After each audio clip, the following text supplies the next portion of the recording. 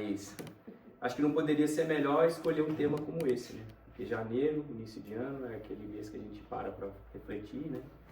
Para pensar o que a gente deixou de fazer, o que a gente gostaria de fazer, ou os planos, né, para o próximo ano. Então eu acho que essa palestra aí, nada melhor do que falarmos sobre esse tema na primeira palestra do ano, né? Para a gente começar o ano, pelo menos com uma reflexão e com um tema para a gente ver o que a gente pode mudar ou vai fazer no ano de 2025, né?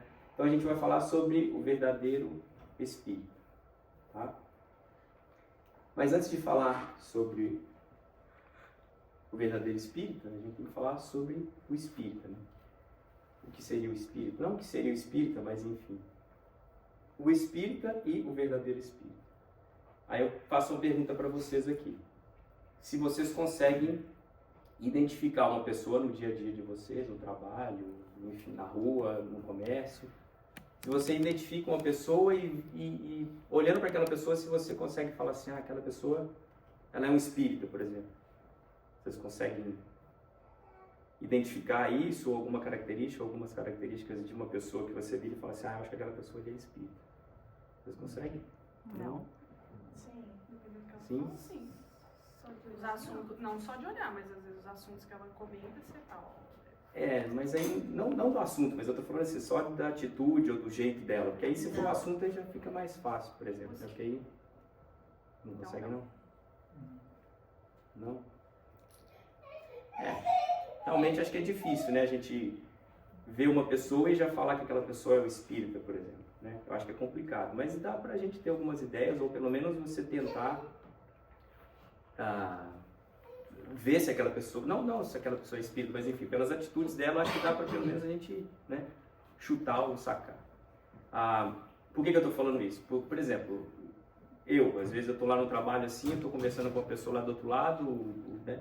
Eu trabalho com suporte, então assim, quando eu estou lá trabalhando com a pessoa, o mundo daquela pessoa tá acabando ali, né? Porque tem que resolver o problema, o computador não funciona, enfim. E aí na maioria das vezes você pega uma pessoa que está, né, querendo resolver o problema para ontem e vai, enfim, julgar todos os problemas dele em cima de você. Mas às vezes eu pego alguns que eu falo assim, eu acho que aquele cara ali é espírita. Mas obviamente que eu não vou falar com ele, né? Porque eu não tenho esse grau de intimidade, enfim, isso sou eu pensando comigo. Mas por quê? Pela paciência dele, sabe? Pelo jeito que ele dirigiu a palavra para mim, no sentido assim, ele está entendendo que eu estou ajudando ele e ele não está ali em cima de mim, né? Me martirizando, por exemplo. Então assim, isso aí sou eu, tá? Comigo, obviamente, tu acha que aquele cara é espírita. Mas obviamente é difícil a gente identificar no dia a dia quem que é o espírita. Se a gente está falando de espírita, e aí a gente vai falar do verdadeiro espírita, aí é uma outra diferença, correto? E eu coloquei aquela setinha ali para lembrar daquelas aulas de português, não sei, né, quantos anos atrás. Tá quente aí, né? Ou não? Tá bom aí ou não? Tá bom. Tá tranquilo. Então tá. Tá bom, né? Mas enfim, nas aulas de português, que a gente tem aquela setinha do adjetivo, aí, né, estuda o adjetivo, para que serve o adjetivo, então ali tem o substantivo espírito e o verdadeiro está qualificando o espírito. Então quer dizer, não é qualquer espírita, mas é o verdadeiro espírito. Tem a diferença daquele outro espírito que eu estava falando lá. Então esse aí é o verdadeiro espírito. Então se a gente não consegue identificar o espírita, vocês conseguiriam identificar o verdadeiro espírito? No mesmo cenário, na rua, ou enfim. Você acha que consegue? Vocês não conseguem identificar? Sério? É tão difícil assim identificar o verdadeiro espírito? Acho que é complicado, né? Então a gente precisa entender o que seria o verdadeiro espírita, né? Porque o espírita, se você achar que o espírita é só aquele que vem no centro e que está lendo ou que está seguindo a doutrina, tá, no sentido literal da palavra, beleza, a gente pode falar. Mas o verdadeiro espírita seria realmente esse? Não, né?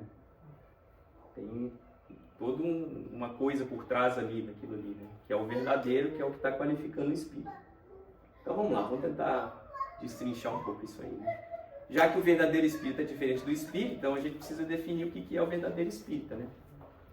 E nada melhor do que a gente buscar na doutrina ou no livro, né, que é o do Evangelho segundo o Espiritismo, que foi o próprio Kardec que definiu o que é o verdadeiro espírito.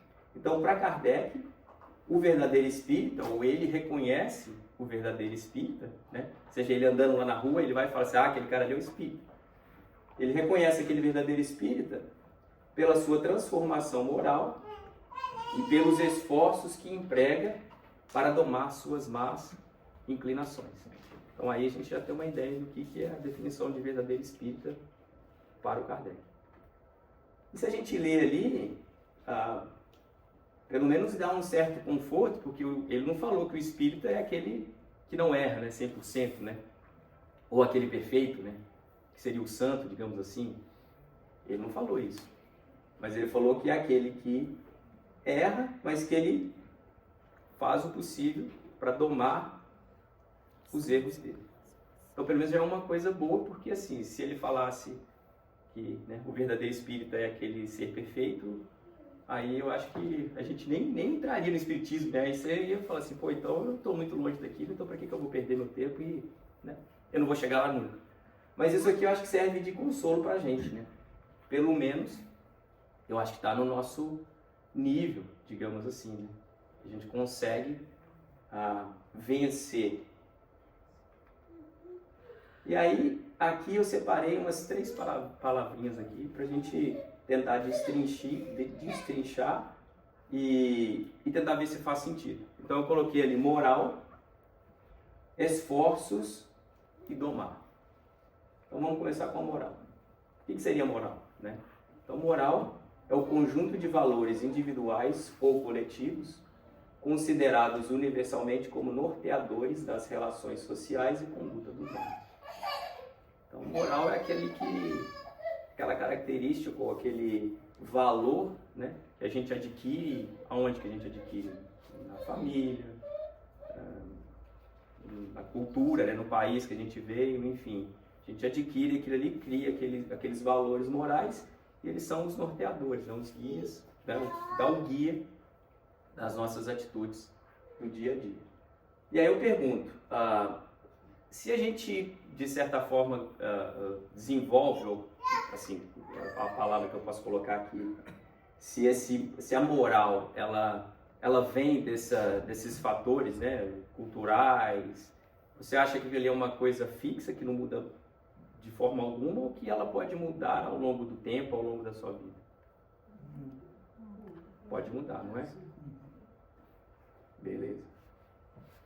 Então, se por exemplo eu virar e falar assim, eu nasci assim, vou morrer assim, é Gabriela, né? A síndrome de Gabriela, né?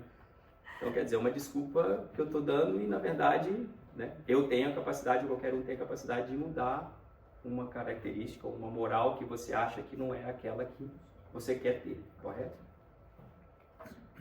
Esforço. Aplicação de energia, força física ou mental para alcançar um objetivo. Aí eu vejo esse esforço, né, como no caso da aplicação de energia, imagina um objeto inerte e você faz aquela força para vencer aquilo ali, para movimentar o objeto. Então o esforço é isso, você colocar uma força para tirar algum objeto, alguma coisa de um estado inerte.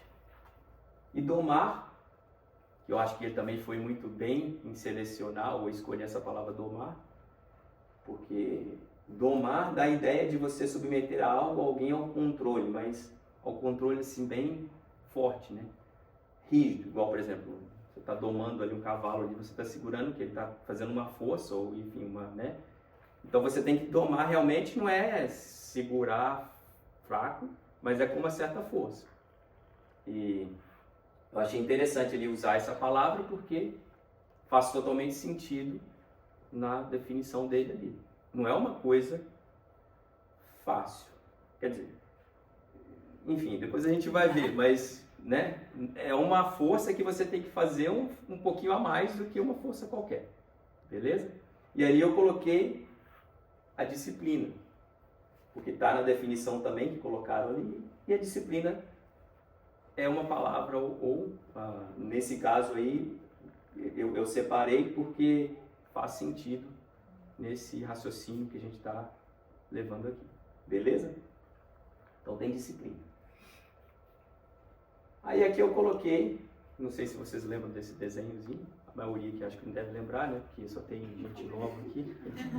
Não conheço. Você não conhece, né? Não.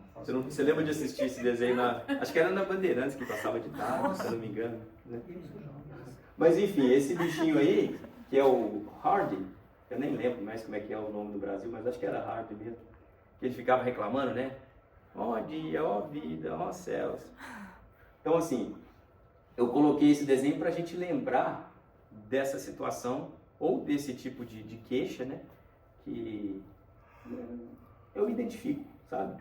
Alguns dias assim, eu me identifico. Então eu coloquei para eu lembrar disso aqui e tentar não ser um Hardy, beleza? Então eu coloquei lá em cima também a definição, só para ficar mais fácil, para a gente discutir e eu não ter que voltar. Então ali é a definição que o Kardec fez. Reconhece-se o verdadeiro espírita pela sua transformação moral e pelos esforços que emprega para tomar suas más inclinações. Então se eu tiver naquela situação dele ali, de reclamando de tudo, que esforço ele está fazendo ali para mudar? Ele não está fazendo esforço nenhum, correto? Ele está simplesmente naquela questão que a gente falou aqui, que é a síndrome de Gabriela, né? Ah, eu sou assim e tal. Então assim, vai levar aonde aquilo ali? Não vai levar a lugar nenhum. Aí, eu te falo. Se ali é complicado, no caso de sair daquele vício ali de reclamar, o que a gente pode fazer para tentar sair daquele círculo ali? O Livro dos Espíritos, na questão 909, ele dá assim um tapinha, né? Que aí não é um tapinha igual aquele que eu falei que tem que ser, é um tapinha mais de leve assim na nossa cara. E aí o Kardec pergunta para os espíritos, né? A questão dos esforços, que o que poderia sempre um homem, pelos seus esforços, vencer as suas más inclinações? Aí os espíritos respondem, né? Que sim, e por vezes fazendo esforços bem pequenos. Então aí a gente fala assim, pô, mas então quer dizer que às vezes até fazendo um esforcinho a gente consegue mudar? Consegue, mas aí é o que ele coloca ali, o que os espíritos colocam, né? O que falta realmente é vontade. Aí ele completa. Ah, quão poucos dentre vós fazem esforços. Então eles já sabem que a gente não se esforça para nada praticamente, né? Porque o que falta é vontade. Para sair daquele estado lá do ódio ó vida, na verdade é vontade. O esforço está lá na frente, mas se você não tiver vontade, você não consegue mudar. Então o primeiro passo é ter vontade. Realmente você quer mudar, né? Ter a vontade de mudar. Porque ficar reclamando e achar que eu nasci assim, eu morri assim, é uma desculpa muito fácil, né? Porque você não toma responsabilidade e não muda. Então é muito fácil falar e continuar do jeito que está, porque não vai ter esforço nenhum. Mas só que os espíritos, eles são, né, sinceros e dão uma chapuletada na gente ali. Então quer dizer, o esforço é mínimo. Na verdade o que falta pra gente é vontade, né? E aí eu fiz essa comparaçãozinha aqui, porque já que ele falou de vontade, tem a disciplina, lembra da disciplina lá de domar? Então se eu juntar, por exemplo, a vontade, é o primeiro passo. Se você, né, tiver a vontade de mudar, beleza, já é 50%. Se você tiver a disciplina, e a disciplina aqui nesse sentido é você manter, né, o objetivo seu de mudar. Porque acho que tudo a gente tem que ter disciplina na vida, né? Porque se você começa uma coisa e não tiver disciplina, você não vai terminar nunca também. Se você juntar a vontade com a disciplina, o que você vai ter lá embaixo? Uma transformação, né? Então quer dizer, aquilo ali acho que é óbvio. Então se você junta a vontade e a disciplina e está com, né, vontade de mudar, você realmente vai mudar. Então assim, às vezes a gente fica fazendo, não fazendo, mas enfim, vendo uma situação que é, sabe, complicada. Ah, mas isso é muito difícil, né? Tá, Fácil, fácil não é, mas também não é impossível. E também não é aquele difícil que a gente tem a mania de exagerar e de falar que eu não consigo. Né?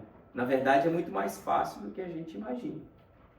O que falta na gente é a vontade. Aí eu peguei esse livro aqui, tem um capítulo dele, que eu não lembro mais qual que é, e o título do capítulo, enfim, não tem nada a ver com disciplina, mas o texto que o Emmanuel coloca, no meio do texto ele fala sobre a disciplina, que eu achei interessante. Aí ele fala que a disciplina antecede a espontaneidade. Então se aqui a gente estava falando que se você tiver disciplina, então vai chegar num ponto que você vai fazer, com disciplina, vai chegar num ponto que você vai fazer aquilo ali espontâneo, você não está nem vendo o que está fazendo, né? Vai ser natural. E aí, nesse caso, é um automatismo que eu acho que é um automatismo bom, né? Porque você está fazendo uma coisa boa para você e você está, né, chegando num ponto que você está falando, é tão natural para eu fazer, que eu consigo fazer isso, que não estou nem percebendo o que eu estou fazendo. Geralmente a gente tem isso por mal assim, né? São os nossos maus hábitos, né? Mas que a gente pode usar também para os bons hábitos. Então eu achei interessante isso aí, porque, né, faz a gente refletir que a disciplina é fundamental também, junto com a vontade. Aí beleza, aí eu coloquei essa questão de interrogação aqui então a gente está falando isso de verdadeiro espírita, né? Tem que ter vontade, tem que ter disciplina, tem que mudar, mas o que eu faço para mudar, né? O que eu posso usar, o que eu posso fazer, né? É muito fácil a gente falar, mas para fazer é que é complicado. E obviamente que isso aqui não é uma receita de bolo, né? Não é uma receita de bolo. Então assim, algumas coisas a gente pode colocar aqui, obviamente que não vai ser só, né, essas sugestões, enfim, que eu coloquei aqui, que tem muito mais do que isso, mas algumas que eu coloquei que eu acho que são fundamentais, né? Pelo menos para mim. A primeira é o estudo. Beleza, a gente está na doutrina, é importante estudar a doutrina. É importante estudar a doutrina para a gente conhecer. Mas não só estudar a doutrina, mas nos conhecer, né? Porque se você tem que mudar, ou se você está disposto a mudar um hábito ruim seu, você tem que conhecer os seus hábitos. Você tem que se conhecer, porque senão como que você vai mudar? Não tem como mudar. Então, para mim, eu acho que esse é o primeiro ponto. É o estudo e o autoconhecimento. Por isso eu coloquei aquela setinha ali. E o conhecimento é um tesouro que ninguém pode tirar de você. Então, para mim, esse é o primeiro ponto. É o estudo e o autoconhecimento. Uma outra coisa que a gente pode usar também, no dia a dia, né? As escolhas que a gente tem para fazer, os caminhos que a gente tem para seguir ao longo da vida. Aí eu coloquei essa figura aí porque dá uma ideia legal do que a gente quer discutir aqui. Então eu tenho dois caminhos ali, né? O primeiro caminho é o coraçãozinho ali, que seria o caminho ou uma escolha baseada no amor, no bem, na caridade. E o segundo ali, enfim, a gente não sabe o que é, mas você escolheu aquele caminho, chegou lá no final lá, você tentou abrir a página da internet, a página não carrega. Então deu algum erro lá que você não sabe o que é. Então você pegou um caminho errado, né? Então aqui é bem simples. Se você colocar o amor ou o bem em primeiro plano na sua vida, e se você nortear qualquer atitude sua nele, eu acho que não tem como errar. Entendeu? Fácil não é, mas a gente tem que começar a mudar. Então, para escolher um caminho ou para escolher as decisões, sempre se baseie no amor, no bem, né? Porque eu acho que aí não tem como errar. É colocar o Evangelho realmente dentro de você. É realmente colocar o ensinamento de Cristo, né? O ensinamento do Evangelho dentro da gente, porque aí não tem como você errar. E aí eu coloquei isso aqui para realmente enfatizar. Você lembra disso aí, Rodney? E essa figura aí a gente ganhou de um professor nosso que a gente fazia lá no SEAC, que era o curso de Sou Wilson, do Evangelho no Lar. Aí um dia ele deu essa figura pra gente, que eu não lembro também de onde que ele tirou, acho que foi de um livro. Enfim, essa figura, eu uso ela muito quando eu tô assim, sabe, chateado, quando você tá naqueles dias assim que você fala assim, pô, né, ó dia, ó vida, né? Enfim. Ele a mesma coisa. Como é que é? Se você vira o papel, É a mesma coisa, né? É, pois é. Então ele fica lá no meu escritório e tal, aí o dia às vezes está complicado, eu vou lá dar uma olhada nele, aí dá aquela relaxada, sabe? E por que eu coloquei? É aquilo que eu estava falando aqui, a questão do caminho. Se a gente tiver realmente, sabe, conectado com ele, não tem erro. O problema é que a gente não consegue ficar conectado 100%, né? Mas é aquilo, é a vontade, né? Então depende da gente também. Então eu coloquei isso aí para lembrar, né? E para mim funciona. Realmente, quando eu estou lá naqueles dias lá, eu dou uma olhada para ele e falo, realmente, acho que, né, não vale a pena ficar esquentando a cabeça, esse problema aí não é nada, então vamos voltar para, né, para a vida aqui normal e bola para frente. E uma outra coisa que eu coloquei também é confiança, confie, que aí é a fé, né? Acho que a gente tem que ter a fé, essa confiança de que nós estamos aqui, mas a gente não tem o controle de tudo. Existe uma inteligência, né, por trás aí de tudo e que assim, a gente está aqui, mas que a gente precisa confiar nas coisas que estão acontecendo, entendeu? Não que a gente não tenha que fazer a nossa parte, mas enfim, eu acho que a fé é fundamental, porque se a gente não tiver uma fé e não tiver confiança, não dá para seguir também. E a gente, como espírita, e se a gente está falando do verdadeiro espírita, o verdadeiro espírita, ele tem confiança e tem fé. Ele entende que, né, que aquilo ali está acima dele, que ele não tem o controle de tudo. E aí eu coloquei essa figura, porque a gente fica falando de erro e tal, mas se a gente analisar sobre o ponto de vista da nossa evolução, a nossa evolução seria mais ou menos aquele espiral ali. A gente, né, vai evoluindo, aí depois volta um pouquinho, cai um pouco, mas sempre subindo. Não é uma coisa reta, que você sempre está passando de um nível para o outro.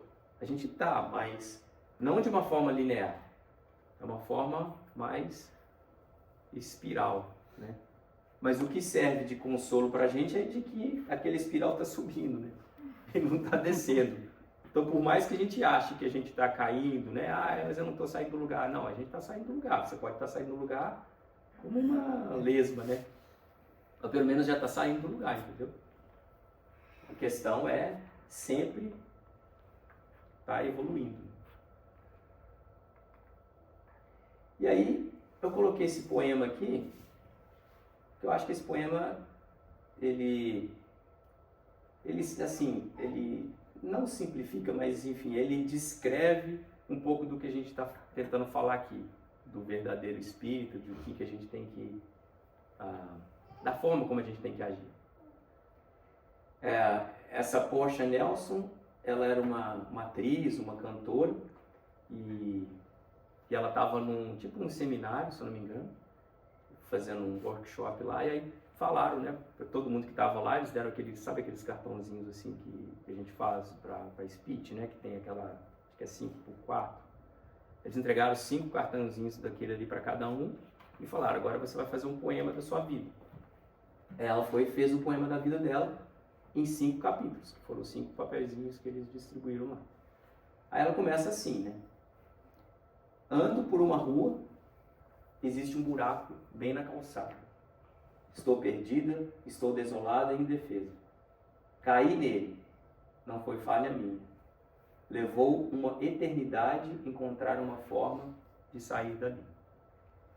Então, o desenhozinho ali indica, né, a Portia caindo lá no buraquinho. Segundo capítulo. Ando pela mesma rua. Existe um buraco bem fundo na calçada. Eu gostaria de não vê-lo. Caí nele novamente. Não quero acreditar que estou novamente neste mesmo lugar. Mas não foi falha minha. Mesmo assim, levou muito tempo para que eu saísse de lá. Aí o capítulo 3. Ando pela mesma rua. Existe um buraco bem fundo na calçada. Eu o vejo lá. Mesmo assim, caio nele. Virou um hábito. Mas agora, meus olhos estão abertos, eu sei onde estou e imediatamente saio fora dele. Aí o capítulo 4. Ando pela mesma rua. Existe um buraco bem fundo na calçada. Aí ela vai e desvia dele. E o capítulo 5. Eu agora escolho uma outra rua para andar. Então, assim, é legal, né, esse poema, porque é o que a gente está falando aqui, né? Se você vai ficar caindo no buraco, aí você caiu no buraco. Aí você vai culpar porque você está caindo no buraco e você não consegue sair no buraco. Aí você vai andar na mesma rua, tem o mesmo buraco, você cai no mesmo buraco. Aí você vai andar na mesma rua, tem o buraco, cai no mesmo buraco. E aí fica reclamando, entendeu? Então até quando a gente vai ficar caindo no buraco? Né? Como espírita, e sendo um verdadeiro espírita, não que a gente não caia no buraco, né? A gente vai cair nos buracos. Tanto é que o Kardec não falou que o verdadeiro espírita não é o que não erra, né? Não é o que não vai cair no buraco, mas é aquele que vai se esforçar para sair do buraco, né? Então, assim, o verdadeiro espírita seria isso aí, sabe? Seria mais ou menos essa analogia aí desse poema dela. Porque, assim, se a gente está aprendendo, se a gente está na doutrina, se a gente está, né, com disposição para melhorar, lembra que o que falta é vontade. O esforço é mínimo. É difícil? Mas ele falou que os espíritos falaram que o esforço não é tão grande assim. O que falta é a vontade. Então, será que a gente tem realmente vontade? O verdadeiro espírita, ele não tem a vontade para mudar? E ele muda sempre? Ele não tem a consciência de que ele tem que, né? Eu não sei se eu posso falar consciência, mas enfim, ele acaba sendo o exemplo pelas atitudes dele. Esse é o verdadeiro espírito, né? Porque aquele outro espírita lá que a gente falou lá no início, tá, ok, a gente vem, aprende, mas será que a gente está aprendendo realmente, colocando em prática o que a gente está aprendendo, né? Lendo, e, enfim, vem aqui na palestra, a gente coloca em prática, né? Ou você está lá escutando uma palestra no YouTube, enfim, um estudo lá, por exemplo, mas está colocando em prática o que a gente está aprendendo? Então, o verdadeiro espírita realmente é aquele que ele coloca em prática e ele muda. Você percebe o verdadeiro espírita nessas atitudes. Então, acaba que vocês falaram que é difícil a gente encontrar ou ver, não encontrar, mas enfim, é difícil de você ver se uma pessoa é espírita. Mas eu acho que dá pra gente saber. Não necessariamente se a pessoa é espírita, mas vamos tirar o espírita, um cristão, um ser humano de bem. Que aí, se eu abranger isso aí, eu acho que fica melhor. Né? Porque o espírita, né, eu estou só ele levando ali para o lado mesmo da doutrina, mas o verdadeiro espírita é o verdadeiro cristão, é o verdadeiro homem de bem, mulher de bem, ser humano de bem, correto? Então, assim, quando eu aumento essa, né, ou faço essa abrangência, aí fica mais fácil de eu perceber uma pessoa ali que eu sei que aquele cara, aquela pessoa ali realmente ele é um verdadeiro cristão, um verdadeiro homem de bem, né? Então, assim, eu acho que a gente, como espíritas, né, a gente tem que ter essa consciência, né, não perder tempo. Eu acho que né, a gente está aqui para aprender e para mudar. E se a gente está disposto a vir aqui, por exemplo, hoje, assistir essa palestra, né, dedicar um pouco da nossa vida ou do nosso tempo para aprender um pouco, eu acho que a gente tem que fazer um esforcinho, né, um pouquinho a mais para mudar, né? Ou, melhor, colocar a vontade em primeiro, né? E a disciplina também, né? Lembra? Porque se a disciplina, se a gente não tiver disciplina, a gente não consegue. Então é vontade, disciplina. O esforço, nem tanto. A gente precisa, mas não é o essencial, né? Então era isso, né? A questão, né, da mensagem de hoje era falar um pouco do verdadeiro espírita, o que é um verdadeiro espírita, como que a gente pode se tornar um verdadeiro espírita, um verdadeiro cristão, um verdadeiro ser humano, porque se a gente fizer a nossa parte, cada um fizer um pouquinho, né, a gente consegue contagiar isso aí. É como se fosse uma contaminação, e é uma contaminação do bem, né? E é o que a gente está precisando hoje. Esse mundo que a gente está vivendo, eu acho que isso é fundamental. Então, que a gente possa fazer a nossa parte, né? Mudar e, enfim, se transformar e virar realmente um verdadeiro espírita. Diferente dos espíritas ou aquele espírita que não é o verdadeiro espírita, né? Então era isso, gente. Obrigado.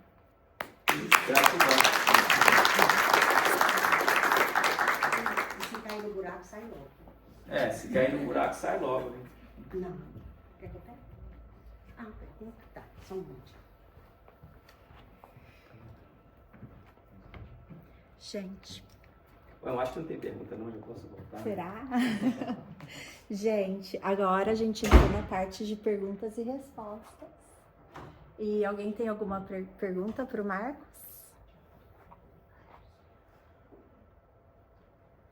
Das duas, Não. uma, ou ninguém entendeu nada, ou porque o negócio Ou ficou ficou muito super bem claro. feito e ficou muito claro, né? Bom, a gente tem perguntas das mídias.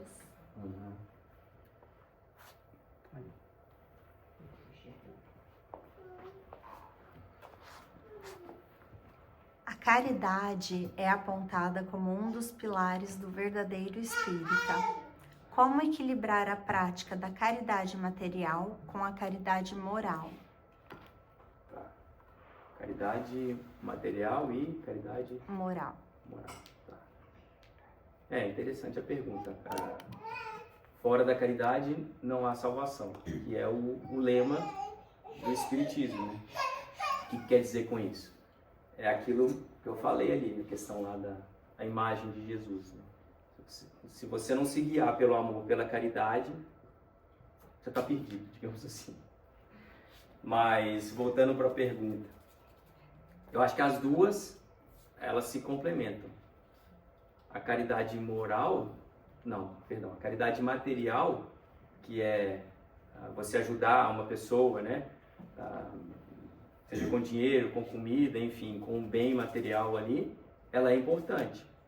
Mas a caridade moral tem que estar atrás também. Porque não adianta nada eu ficar dando dinheiro ou ajudar, mas enfim, eu estou ajudando para quê? Para aparecer?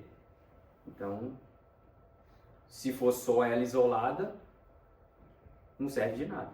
Quer dizer, está servindo porque está ajudando a pessoa, beleza, menos mal porque, né? Se não fosse aquilo ali, aquela pessoa não estava sendo ajudada, mas estou falando para você. E como a pergunta está falando, na minha opinião, as duas têm que andar juntas, uma complementa a outra. Porque se você só priorizar material, é aquilo que Jesus falava, né? Ou enfim, a César ao que é de César. Então, o material, se você está dando o material, você está recebendo o material, que é o que você quer aparecer, então você está recebendo aquilo ali. Mas essa não é a verdadeira caridade, né? As duas têm que andar, eu acho que juntas. Se você for ajudar, beleza, ajude, mas ajude com uma caridade moral também. Tenha uma compaixão, sabe? Tenha uma empatia por aquela pessoa. Então, o equilíbrio está nas duas juntas. Não a material a mais, mas o equilíbrio e a moral sempre atrás da material. Posso complementar? Com Só certeza. para colaborar. Uhum. Caritas, no Evangelho segundo o Espiritismo, tá, tem uma parte específica sobre a caridade. Sim. Oi, gente, tudo bem? No Evangelho segundo o Espiritismo tem uma parte específica sobre caridade, um capítulo inteiro. E o Espírito de Caritas lá, ele fala sobre, ele explora exatamente isso. Ele vai falar sobre o que é esmola e o que é caridade. Ele diz que esmola é uma coisa que você dá, que é aquilo, resumindo, basicamente é aquilo que te falta. Inclusive ele conta uma historinha, Caritas conta a história de que duas pessoas morreram, um rico e um pobre. O rico chegou no céu com um saco cheio de dinheiro e o pobre chegou com um saco bem pequenininho com 2 moedas. Mas quando botaram na balança, o do rico que doou muito foi lá para cima porque o do pobre pesou bastante. Então Cáritas conta nessa história de que a gente tem que separar o que é esmola e o que é a caridade. E é interessante até que ele vira, nessa historinha, Deus fala para o rico, fala, olha, você deu muito, mas não deu aquilo que te faltava. Em nenhum momento você deu aquilo que te faltava, desculpa, você deu aquilo que te sobrava, você não se privou de nada. Vai para o lado de lá e fica satisfeito que você vai ganhar alguma coisa. Ou seja, é aquilo que você falou, dá a coisa material sem uma intenção por trás, realmente tem valor, tem, mas não é tão importante como uma qualidade, uma caridade que a gente está chamando de moral aqui, talvez seja da intenção. E logo depois disso, o Espírito Protetor também vai falar um pouco sobre isso. Gente, estou falando isso porque foi exatamente o meu evangelho de ontem. Nossa, o Freire Chico sabe de tudo. Não é isso. O evangelho de ontem está na minha cabeça. E o Espírito Protetor, ele vai explorar essa questão de que ele vira e fala assim, você acha que porque você não tem um bem material, você não é capaz de ajudar, você está completamente enganado. Você pode ajudar de inúmeras formas, que eu acho que no caso da pergunta, deve ser a colocação que a pessoa colocou a música na qualidade moral. Peço desculpa pela... Não, mas é isso mesmo. E aí você falando me lembrou também, vou dar um exemplo. No Brasil a gente fazia campanha do quilo, né? Então a gente batia na porta lá e falava, se você tiver alguma coisa de alimento aí, tá. Aí você está falando aí dos que não tem. Aí às vezes a gente entrava numa casinha lá, aí você fala assim, mas eu não vou nem... Por que eu estou batendo aqui? Eu deveria estar ajudando essa pessoa. Só que, na maioria das vezes, aí em compensação você bate naqueles condomínios de prédio lá que ninguém te atende, né? Ninguém te atende. Você vai apertando lá aqueles interfones lá, ninguém te atende. Tá bom, não estou criticando nada que está gravando não, né? Então beleza. Mas enfim, na maioria das vezes, quem tem, não dá. Eu lembro de um dia que eu entrei numa casa assim simples, a senhora me deu um saco de arroz. De 5 quilos. E era difícil conseguir arroz. Geralmente alguém dava aquelas latinhas de tudo, mas arroz não. Ela deu um saco de arroz, que eu falei assim, eu fiquei até assim, mas sacanagem, ela tá dando arroz, ela tá precisando de arroz. Mas ela sente tanto em ajudar, que ela tava dando aquilo ali. E aí também tem aquele pessoal assim, eu tenho umas roupas aqui para doar, só que tem roupa que você joga fora, que a pessoa não tá dando para doar, ela tá só querendo tirar da casa dela. Ela tá desfazendo. Então assim, é o que você falou, é o que a gente tá falando aqui. Que doação que é essa? Você não está fazendo de coração, realmente. Você tá fazendo falta aquela roupa que está toda rasgada? Não. Você só está jogando ela fora, tá? Você acha que está ajudando. Tá bom, beleza, mas enfim. Você não está fazendo de coração, correto? Porque se realmente aquela camisa ou aquela roupa estivesse fazendo falta para você, aí sim. Você realmente está tirando de você para dar para uma outra pessoa. E é isso aí mesmo. Mais uma. Jesus. Quais são os maiores desafios nos dias atuais para tentar viver como um verdadeiro espírita? Prepara a lista. Aí tem uma lista mesmo. Como é que é? Repete, por favor. É uma bíblia. Se tornar um verdadeiro espírito.